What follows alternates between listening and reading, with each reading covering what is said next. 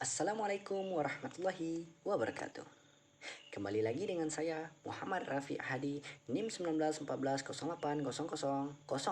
Saya berasal dari jurusan Tadris IPA Fisika A, BP 19. Tugas ini adalah tugas review materi biofisika. Dengan subtopik yang akan kita bahas pada pertemuan ini yaitu yang pertama pengertian fluida dan konsep tekanan. Yang kedua, kerja jantung. Yang ketiga, prinsip fluida pada aliran darah manusia. Yang keempat, kerja pernafasan pada paru-paru. Yang kelima, prinsip fluida pada paru-paru manusia. Yang keenam, contoh penerapan prinsip fluida pada alat kesehatan. Yang ketujuh, prinsip fluida pada burung. Yang kedelapan, kontinuitas pada ikan sumpit atau pemanah. Yang kesembilan, fluida dalam peristiwa fotosintesis pada tumbuhan. Dan yang ke-10, konsep-konsep fisika pada proses naiknya air sampai ke daun. Yang pertama, pengertian fluida. Fluida adalah segala jenis zat yang dapat mengalir dalam wujud gas maupun cairan. Konsep tekanan yang berlaku pada zat cair adalah tekanan hidrostatik yang dipengaruhi kedalamannya. Yang kedua, bagaimana cara kerja jantung?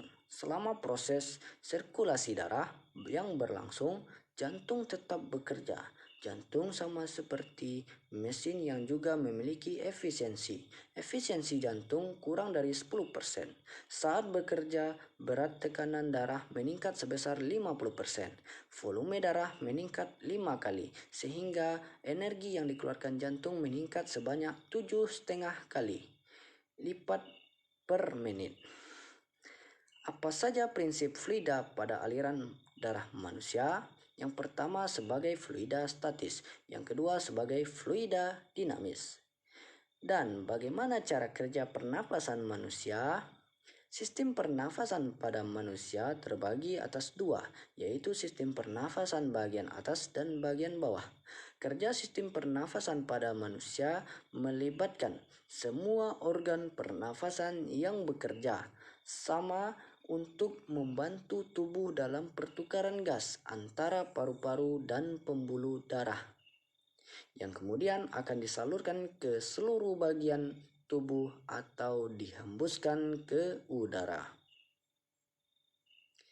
Selanjutnya, apa saja prinsip fluida pada paru-paru manusia? Sebuah alveolus pada paru terjadi alveolus saat alveolus mengembang dan mengempis sesuai irama pernafasan. Selanjutnya, apa saja contoh penerapan prinsip fluida pada alat kesehatan? Yang pertama, stetoskop. Jadi untuk mengukur tekanan darah yang dipompa jantung, kita bisa menggunakan stetoskop. Yang kedua, sphygmonanometer. Sphygmonanometer memiliki prinsip kerja bersesuaian dengan fenomena fisika fluida.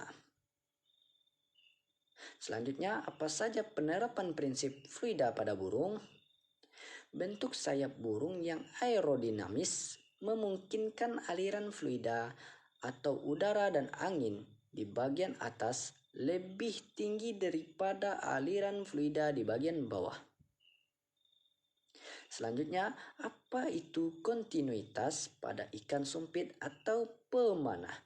Kontinuitas pada ikan sumpit, kelangsungan, kelanjutan atau kesinambungan hidup ikan sumpit.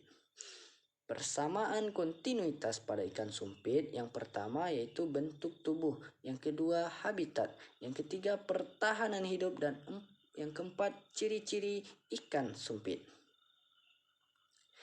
Terus bagaimana menguraikan fluida dalam peristiwa fotosintesis pada tumbuhan?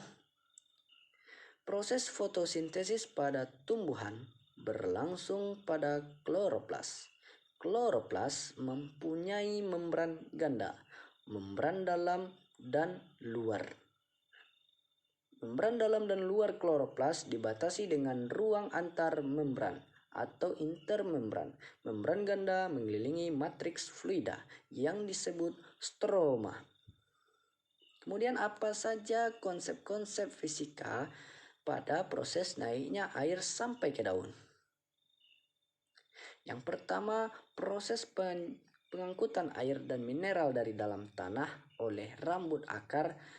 Dan yang kedua, air dan mineral selanjutnya melalui epidermis akar yang melintasi korteks akar dan masuk ke dalam stele. Dan yang ketiga, selanjutnya melalui silem air tiba di daun ada dahan tertinggi. Terima kasih atas perhatiannya. Mohon maaf atas kekurangannya. Terima kasih. Wassalamualaikum warahmatullahi wabarakatuh.